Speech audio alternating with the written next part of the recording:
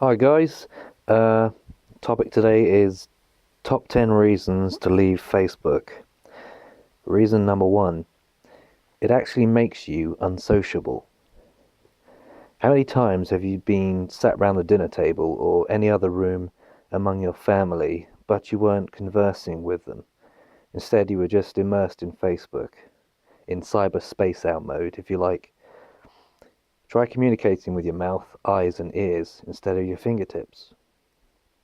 Number two, it causes complications. Let's just say you're in town with some friends and one of them decides to take a few photos of the event with you in them, or worse, started a Facebook live session.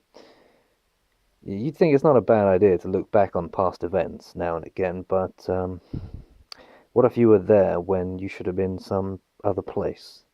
For example, you should have been at work, or you've arranged to meet another friend at the same time but lied to get out of it. Okay, number three, it can end a friendship or relationship. It's actually happened to me personally, and it's probably happened to thousands of others. You know the drill. You go out with a chip on your shoulder, and you have one, two, a dozen drinks, and suddenly acting like a complete twat seems like a good idea. Until you sober up and realize exactly what you've done the next day. Number four, it can affect your mood. Whether it's a friend who has become an attention whore or a blatant dick, it's not something you can sometimes easily brush off. It can set your whole day up to a degree of negativity. Let's face it, why do people need to express their undying love for each other on Facebook for all to see? Why do people say they're having such an awful day, but then go on to say they don't want to talk about it? Obviously, it's for attention.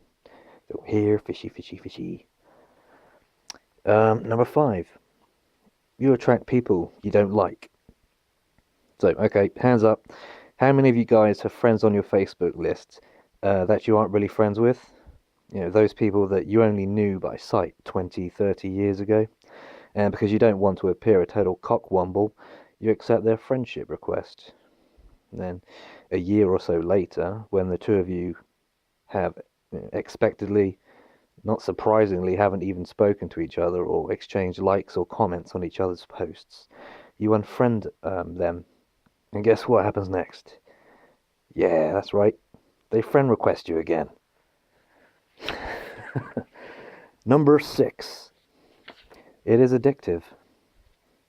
Let's face it, there's a certain degree of dependence to Facebook for catching up on the life of friends and/or current events. You wouldn't want to be kept in, you wouldn't want to be kept out of the loop if there's a major drama happening, would you? What if number three on this list happened and the responses were getting quite juicy?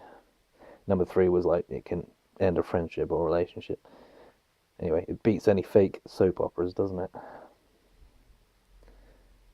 Number seven, your account can get hacked. Mine was. If the worst came to the worst, you could find yourself saying or acting in a way that is not your usual self. In other words, some unscrupulous ballsack discovers your email address and password and decides to go to town on your whole life. They can pretend to be you, cause unspeakable trouble, unfriend whoever they like, and steal other personal information from you. Number eight, you can become a stalker or are stalked. Let's be honest, we've all got an ex-partner who's on Facebook. If you're not completely over that relationship, it's dead easy to, let's just say, type in their name and have a little snoop of their timeline. You have an itchy urge to find out what they're doing, who they're with, even the heart-stopping, do they miss me? At the end of the day, Facebook allows that kind of activity to occur, and it's not very helpful if you need time to recover from a relationship. Number nine, clickbait. That's right.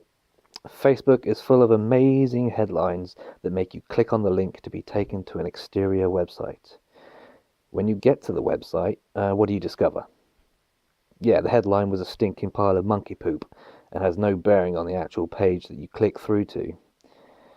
It was all a ploy from them to get you to a website that's inundated with bloody advertisements.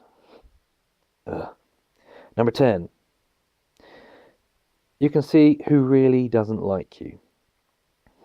When you make an event on Facebook and you send out the invitations, it shows just how popular you really are.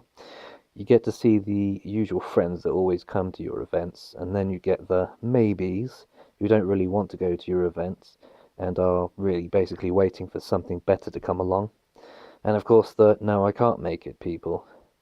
That's all fine. We all lead busy lives, and you can't always be flavour of the month. But there are a certain number of people that fall into another category. The people that you invite to your event, and Facebook tells you they've actually seen your invitation, but they don't even respond. You're only their friend because they knew you briefly years ago, or they were just being polite when they added or accepted your friendship request. Or even worse, they added you to their friends list to boost their friends' number count, to fake their popularity. Nevertheless, those people are dead weight, so get rid of them. Now, I thought of another one, so this is a bonus. You can call it number 11 if you want, but one that pisses me off the most: bloody Candy Crush invitations, game requests. Ugh. If you can think of anybody or any other things that you hate about Facebook or reasons to leave Facebook, write them down below. Subscribe, like, share, and I'll see you later.